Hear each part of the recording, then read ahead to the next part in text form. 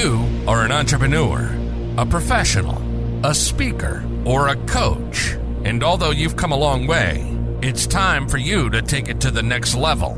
We've got you. This is the Author to Authority podcast.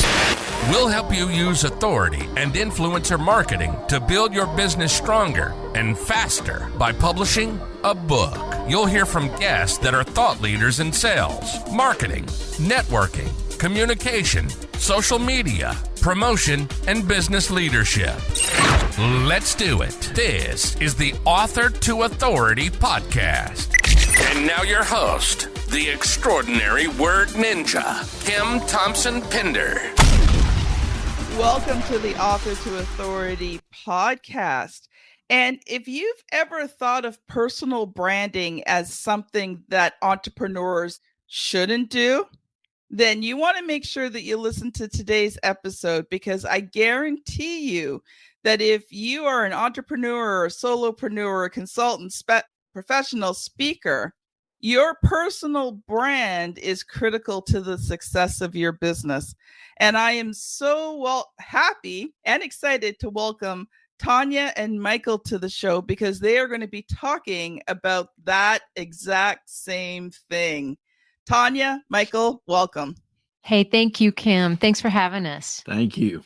So I'm just going to ask you Hey, Kim, your audio just went out. Not yet. You touched the wire, Kim. You touched the wire. It's happened to us all. As podcasters for 7 years now, I always tell people, don't even think about looking at the first 2 years of the podcast. Just please don't. Actually, my You're doing great. Awesome. Okay. All right. Question that's on everybody's mind is how important is personal branding in terms of your business? Oh, critical. Absolutely critical. You know, because your business is really an extension of you.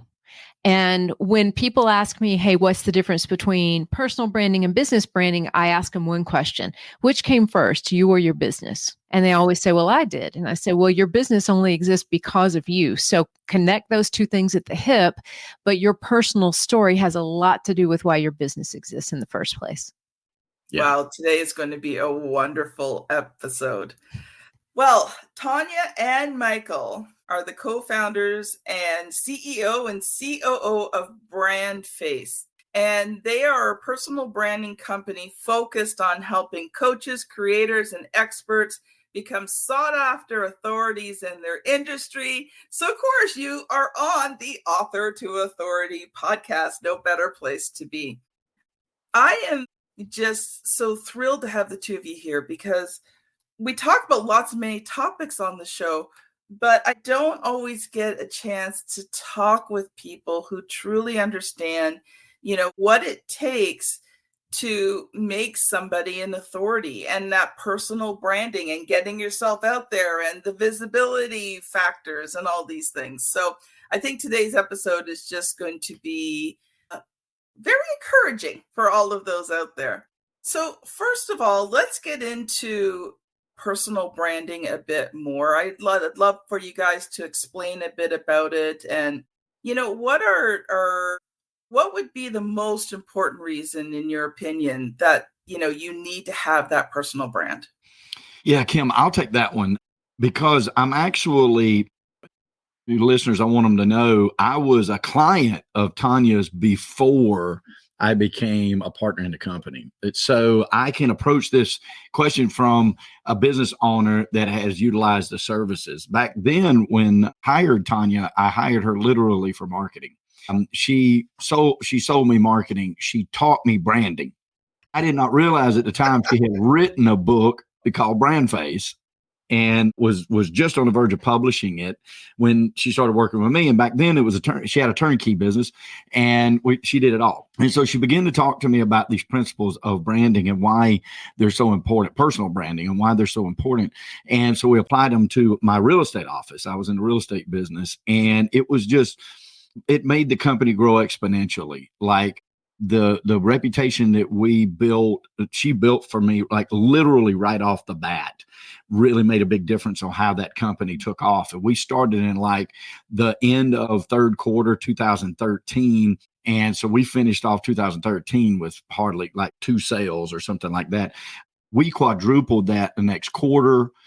We quadrupled all of the business by the first year. And then we've continued to grow every year to this year, using these principles even in and of ourselves. So I could approach this from somebody that has lived it and still lives it even today.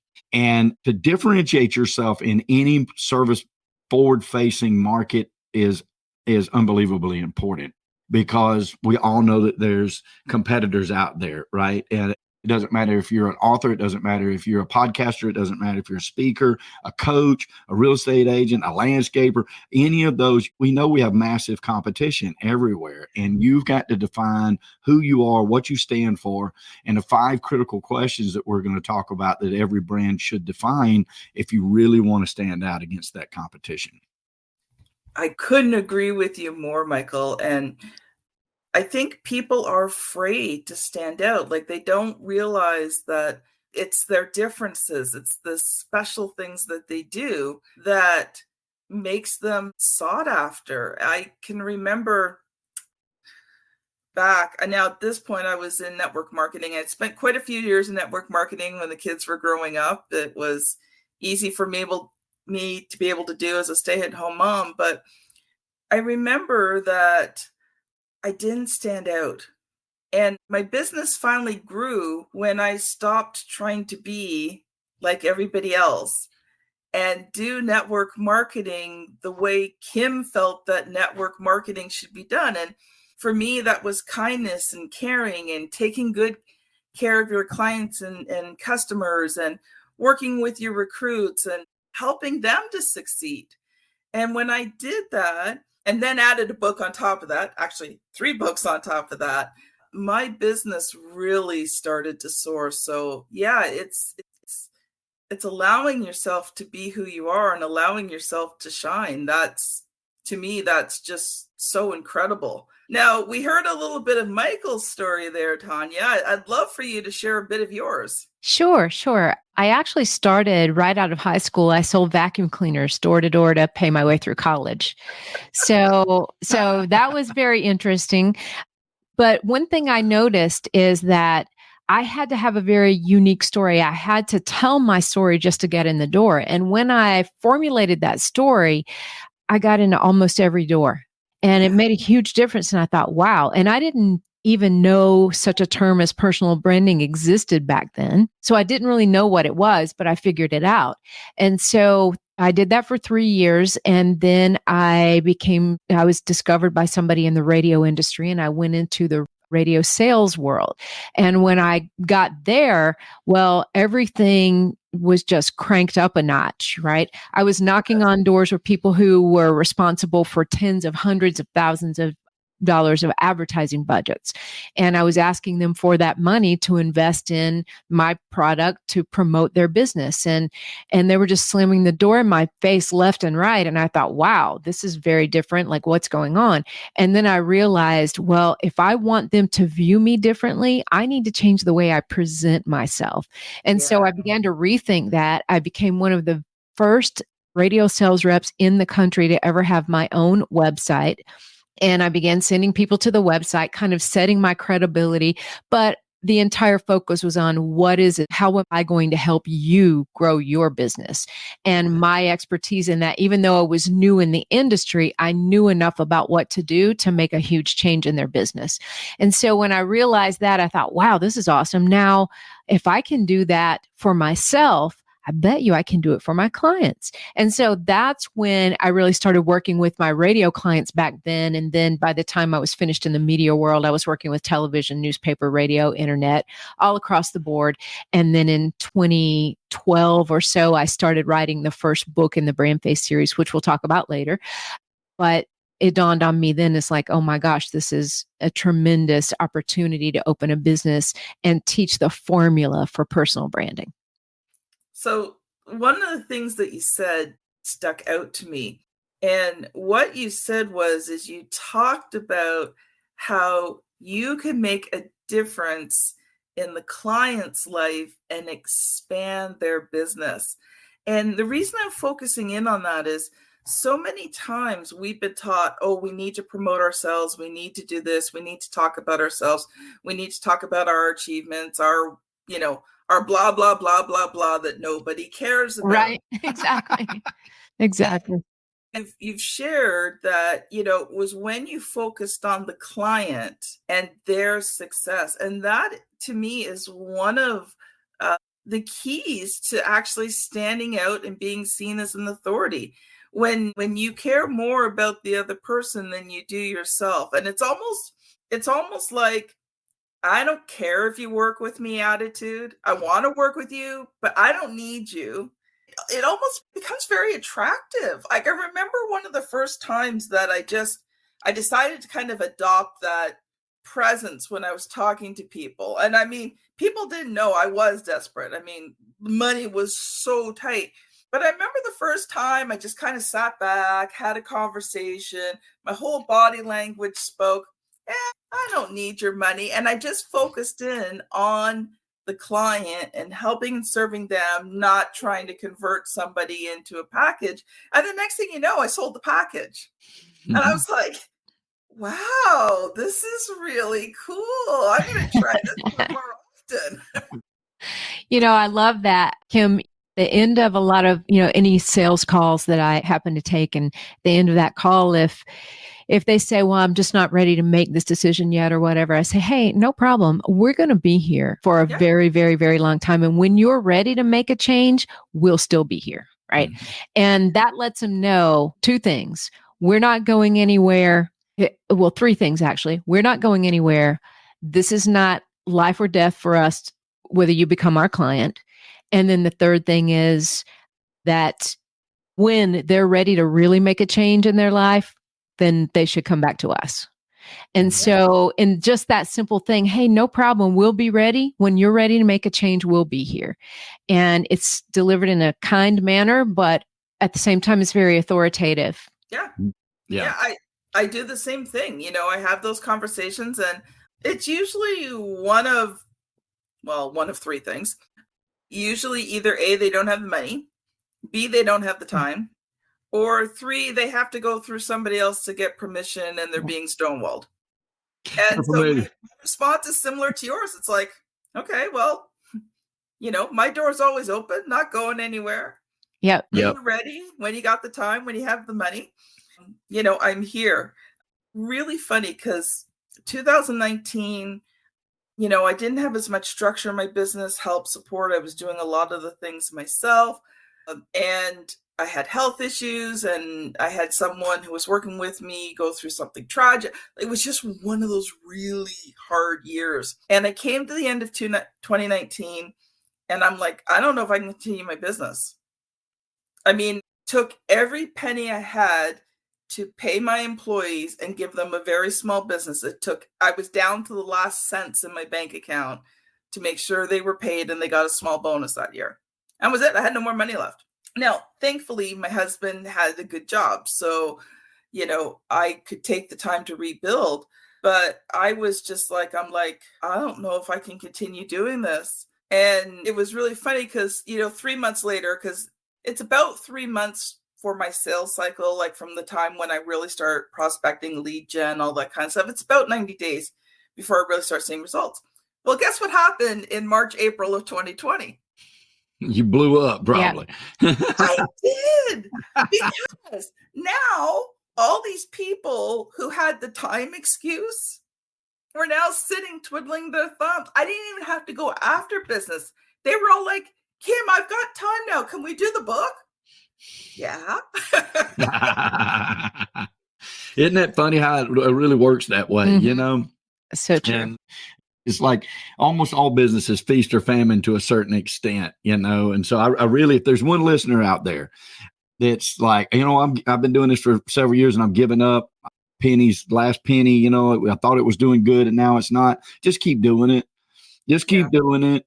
They're coming. They're just around the corner. I know it's not on your time. It's never on our time, but it's coming. And you just got to stay forward with it. And And you're going to see those explosions like that. And if you build your brand out, it's going to get, those dips are going to get smoother. Yes. They're still going to be there. They're still, that's business. You know what I mean? That's why, you know, they used to always got a kick out of it when the Google Maps first came out and all the stockbrokers were counting the cars in the Walmart parking lot, trying to figure out whether they were going to make their numbers next month or not.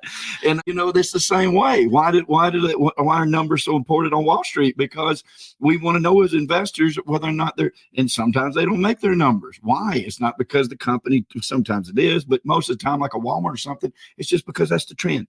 So if you got a listener out there that needs to hear this, I hope that we touch your heart and mind. Keep doing it. Keep doing it. Find some time to work, maybe take that slow down to build your brand out. And then what's going to happen, you're going to see those dips start to smooth just a little bit. They're not going to hurt as bad. They're not going to be peaks and valleys, but they are always going to be there. That is awesome. We are going to stop for a quick ad break. And audience, I have been building out these resources for you. And today I want to share with you about the 7 questions that you can ask before hiring a publisher. So we will be back in about 15 seconds. One of the keys to becoming an author is hiring the right publisher. It's the difference between having a book that converts readers into clients and one that sits unused on a shelf. Check out 7 questions to ask before hiring a publisher. Get it free at authortoauthority.com/publisher. Welcome back. Well, we just had a wonderful conversation. Tonya and Michael have shared their stories. We talked a little bit about branding, talked a little bit about, you know, what do you do when things get hard? But I want to make sure that I give Tonya and Michael a chance to talk about the 5 critical elements missing from 90% of branding. So I'm going to let the 2 of you loose. Then I'll ask you some questions at the end there. All right. Okay. All right.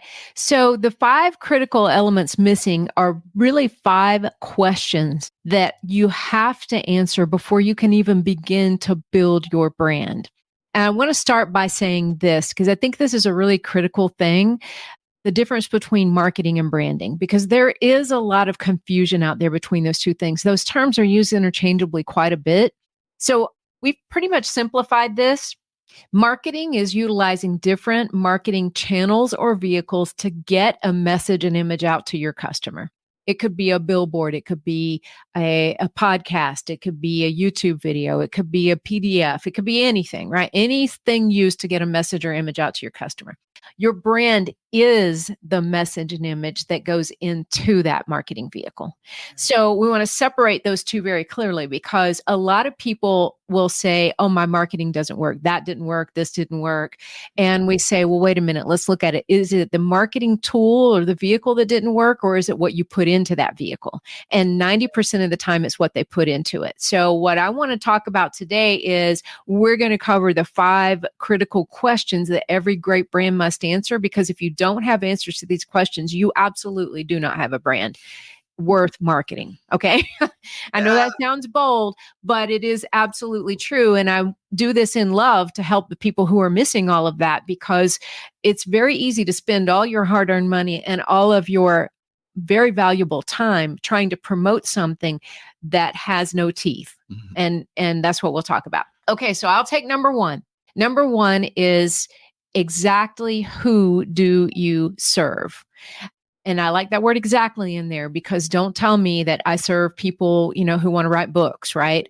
Or I serve people who, need a better brand to market, or, whatever it is, right? We have to be super, super specific about who it is we're targeting, all the way down to their age, to what their preferences are. What are they really seeking out of life? What phase of life are they in?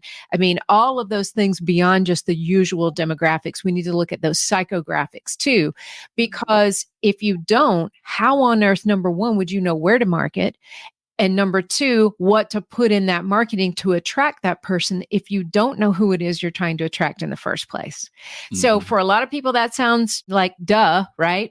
But I cannot tell you the number of people, probably close to 90%, which is where we get that number from, that think they're dialed into an ideal customer when they're very generic with that. And so that was number 1, exactly who do you serve?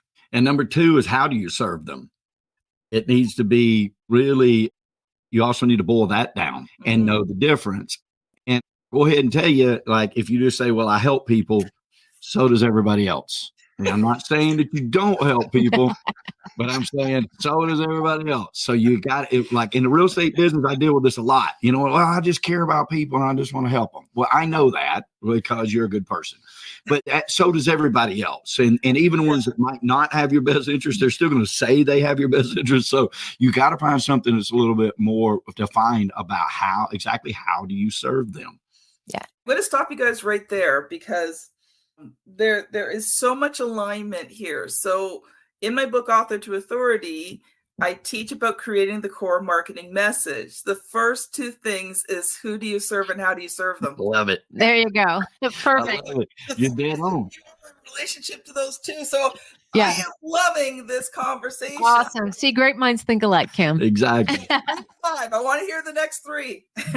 Okay. All right. Number 3 is very important. What qualifies you to serve them? That too is where we're super connected, right? Because a book, the greatest thing that a book gives you is credibility and authority. Mm-hmm. And so when you have that to showcase what qualifies you to help people, that's the part where we don't necessarily focus, like you said, hey, focus on what you do for people and how you change their lives and so forth, right? But at some point, you do have to tout you to the place where they should even listen to you at all. And so if you can articulate that in your brand, that credibility, that authority, then that positions you as the only one. The goal is to position yourself as the only one that can really help them with what they need to accomplish. Yeah. And the thing about that is that I fully agree. Where I see the difference is most people start with what they think makes them the authority. Mm-hmm. And that's actually one of the last things that you kind of do. That's the tying in piece is, what makes you qualified to do it. But if that's how you start the conversation, all people see is a talking head that goes blah, blah, blah, blah, blah, blah, blah, and nobody wants to listen to you. Exactly. Right. Exactly. And that's a fantastic segue into the next one, which is very important. How does it make their life different? Yeah. Okay. How does it make their life better? That is what you're after, right? Because literally when people say, well, I want to help people, that's what they're really saying. Look, I have a skill set that is going to make your life better. And when it comes to our clients, no matter who they are, they only care about one thing, themselves. And they're seeking a service for themselves. And so they're perfectly in their right to do that. And if you're over here selling a purple widget and they need a yellow widget, you're talking 2 different languages. You're never going to get to them, right? And so you have to be able to dial into how is that going to make their life better. Tonya, actually, this is how she got me as a client. Like really, I was mean to her when she first called me on the phone.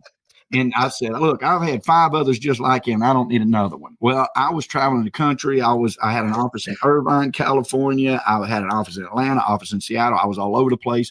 I didn't have time for just another, like you said, talking head about all the things they had done. But Tonya didn't do that. Tonya talked to me about how she was going to make my life better.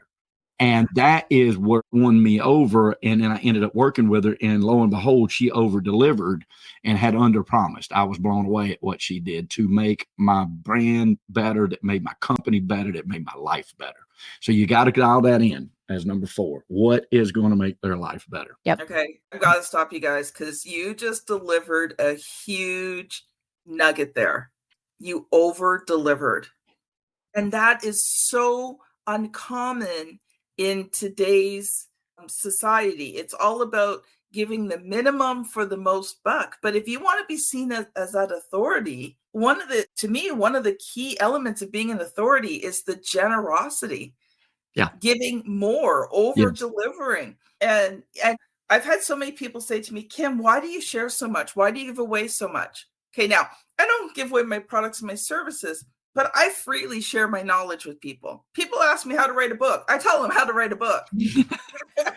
First of all, I know there's no way they could take what I said and write a book. But, my goal is to be generous and share my knowledge and not hoard it. When we deliver stuff, we try to give more value than what they're paying for. And you know what happens is I have an extremely loyal client base who love me, treat me like family, and refer a whole lot of business to me. Exactly.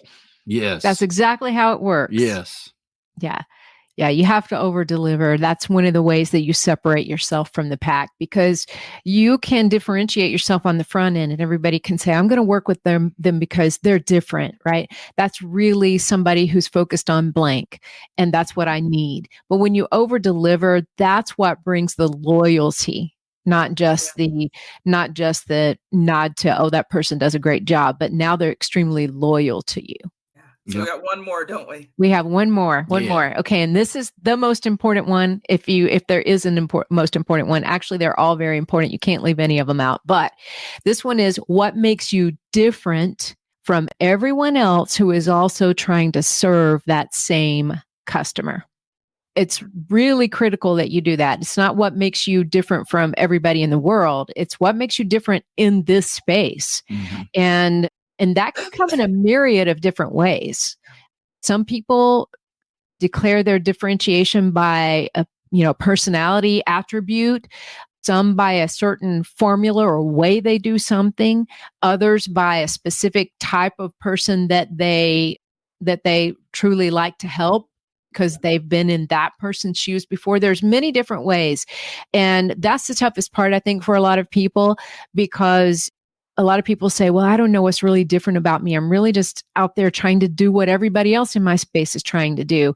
And we assure them, no, there's something unique and special about you, and we have to tap into it. And that's really where our skill shines, is tapping into that inner star, if you will. Yeah. Yeah. There's two words that need to be taken out of your vocabulary, and it's justa. You're not a justa. That's true. I like that. Very true. Not just another, right? You're not just another, real estate person. You're not just another, ghostwriter. You're not, so yes, absolutely. And we all have a reason things make us different too. And sharing that in your brand is really important. Mm-hmm. Yeah. Well, we are going to shift gears here because I want to make sure we take a few minutes to talk about your book. So first of all, just give us the title of the book, tell us a little bit about it, and then I will ask you the question that I ask every author that comes on the show. Okay. All right. So I've actually got them right here, and we'll send you the covers to these, but it's BrandFace for entrepreneurs and BrandFace for real estate professionals, and it's Build Your Personal Brand, Boost Your Business. So we have two of those. The reason we have two is when we first started working together, Michael was my very first real estate BrandFace client, and everything went so beautifully for him, and he executed everything exactly the way he was supposed to, according to the formula. And I said, my goodness, you co-author with me the next book in the series, which is BrandFace for real estate professionals. And he said, yes, that could just continue to grow and grow and grow. And being an entrepreneur, because he's involved in more than just running a real estate brokerage, he's also an investor and he's an auctioneer. And so I said, well, let's do one more together. Let's do BrandFace for entrepreneurs. And so we have both of those, and the branding principles are the same in no matter what the industry is, the principles are the same. Outcome is different for every single person. And there are nuances that are different industry, of course, but the principles of personal branding are exactly the same. Love it, love it, love it. Okay, are you ready for the question? Ready for the questions. So what was the good, the bad, and the ugly of writing and publishing those books? I'll go first. Yep. Well, the good is they're an authority booster. Right? We're on Kim's show. It's all about, building authority through authorship. It is an automatic authority booster in whatever space that you're doing, and we, of course, get into the, how it helps your presence on Google and how your search engines are going to pick you up because you have this. We didn't go into it thinking, oh, we're just going to get rich in our book, right? We went in there thinking, okay, we're going to build an authority and then we're going to get rich in our programs. And the books are incredible for that. And the real good was that we actually were #1 bestsellers in international business and several other categories that we didn't really even expect. And we were like totally elated that it happened. So, yeah. I'll side with him on all of that. The bad, he alluded to that just a little bit, is, everybody that comes into it, and you probably know this more than anybody, it's like, how many books can I sell? It's like, we didn't care. We didn't care if we sold 2, Kim. Honestly, and if those were to our 2 moms, we didn't care.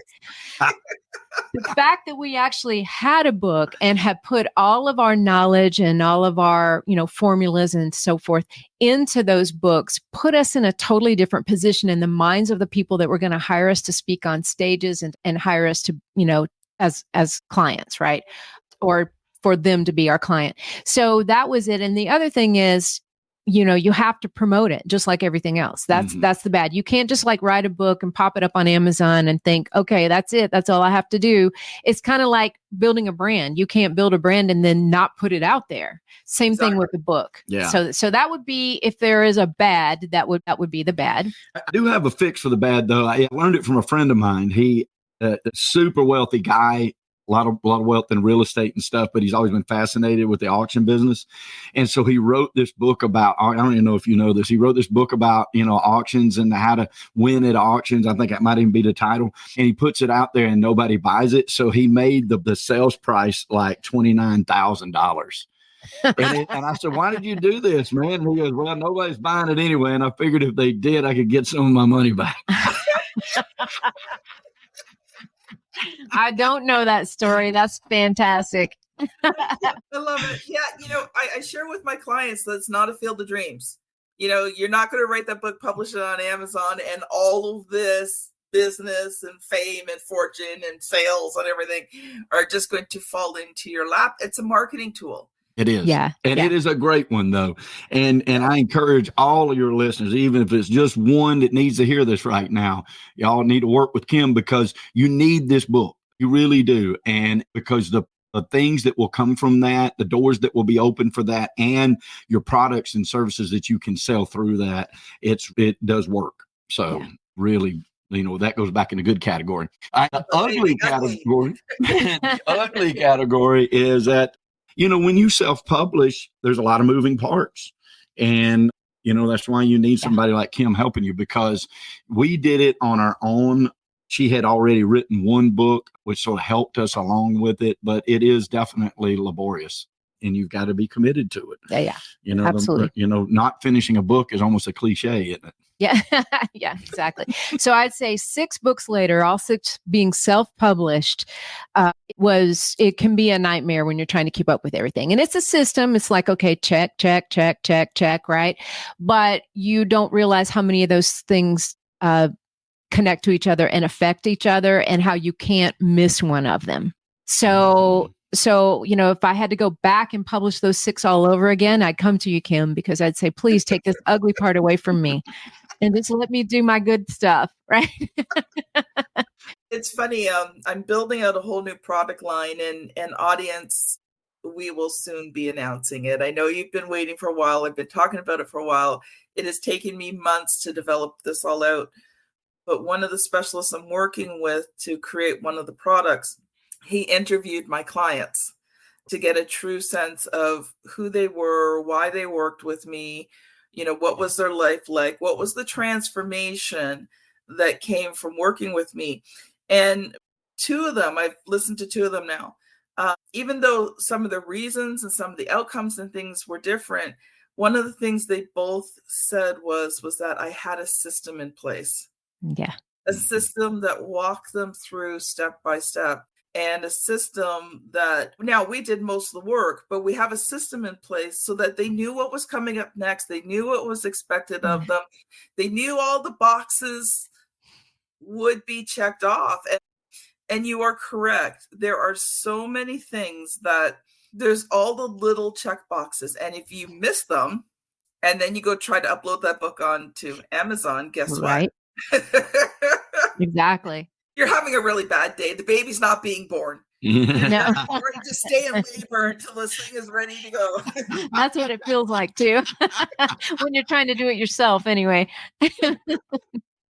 Well, we are actually out of time. So what I would love for you guys to do is I'll give you time for one quick final thought. And how can people connect with you? Okay. go first here. My one final thought is, anybody can build a pretty brand, but it takes something different to build a profitable brand. So if you're out there, if you're out there with a book over here and trying to get on a stage over there and being on some podcasts and, on the flip side, and you're trying to pull all of that together into one streamlined business that you really need to be profitable, hey, let us know, because that's really what we are all about, is profitable personal brands. And you can reach us at brandfacestar.com. My thought, if I could leave them, is look, be kind, definitely be bold, and just do it. Yeah, couldn't agree with you more. Audience, thank you so much for listening today. Tonya, Michael, what a wonderful, amazing episode. I am feeling like you guys are kindred spirits if you've ever watched Anne of Green Gables. Audience, if you're interested in learning more, please make sure that you check them out. But also, as well, if you are on YouTube, there will be a thumbnail somewhere on this screen that will take you to episode 366, How to Shorten the High Ticket Sales Cycle. If you're on your podcast app, we are well into the 400, so you're going to have to scan back again. But that episode will quite nicely complement what you've learned here today. So thank you so much for listening and watching, and we'll see you on the very next episode. Bye now. You've been listening to the Author to Authority podcast. The extraordinary word ninja, Kim Thompson-Pinder, has helped over 200 entrepreneurs, professionals, speakers, and coaches write and publish their books that have become incredible marketing tools for their business. And many of those have gone on to become Amazon best-selling authors and have used their books to land high-level clients and get on big stages. We hope you've enjoyed the show. Make sure to like, rate, and review. And we'll be back soon. But in the meantime, hit the website at www.authortoauthoritypodcast.com. See you next time.